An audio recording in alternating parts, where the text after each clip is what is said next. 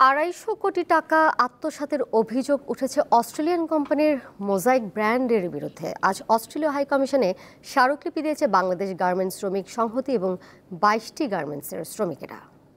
Walton Washing Machine. Simplifying life with hassle-free washing. Bangladesh থেকে প্রায় 250 কোটি টাকার তৈরি পোশাক সংগ্রহ করে অস্ট্রেলিয়ান প্রতিষ্ঠান মোজাইক ব্র্যান্ড। তবে অভিযোগ উঠেছে অর্থ পরিশোধ করেননি তারা।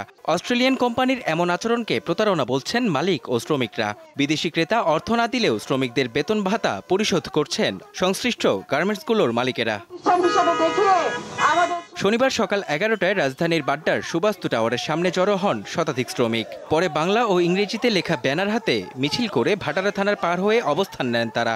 আমাদের এই পরিশ্রমের টাকা আমরা কিন্তু এই পাওনা যদি আমরা না পাই তাহলে আগামী দিনের মধ্যে আমাদের এই ফ্যাক্টরিগুলো বন্ধ হয়ে যাওয়ার সম্ভাবনা আছে। শিল্প মন্ত্রণালয় এবং শ্রম মন্ত্রণালয়ের কাছে আমরা আহ্বান জানাই, অবিলম্বে এই বায়ার অস্ট্রেলিয়ান বায়ার তারা যে পাওনা দিচ্ছে না, আপনারা দায়িত্ব নিয়ে অস্ট্রেলিয়ার সাথে যোগাযোগ করে আপনারা সে পাওনা আদায়ে ভূমিকা রাখবেন।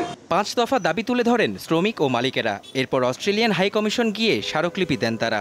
মোজাইক ব্র্যান্ডের পরিষদে তাদের যে কেউ এই ঘটনার সাথে যুক্ত তাদের সকলকে তদন্তের আওতায় এবং বিচারের আওতায় আনতে হবে। অস্ট্রেলিয়ান হাই কমিশনার দায়িত্ব নিয়ে আমাদের শ্রমিকদের সকল পাওনা, আমাদের কারখানাগুলোর সকল পাওনা ক্ষতিপূরণ পরিশোধের ক্ষেত্রে যে উদ্যোগ, সেই উদ্যোগ তিনি গ্রহণ করবেন। তিনি জানান, অস্ট্রেলিয়ান হাইকমিশন এ বিষয়ে উদ্বেগ প্রকাশ করে দ্রুত এই সমস্যা সমাধানের আশ্বাস দিয়েছে। মেহেদী হাসান, দীপ্ত সংবাদ, ঢাকা।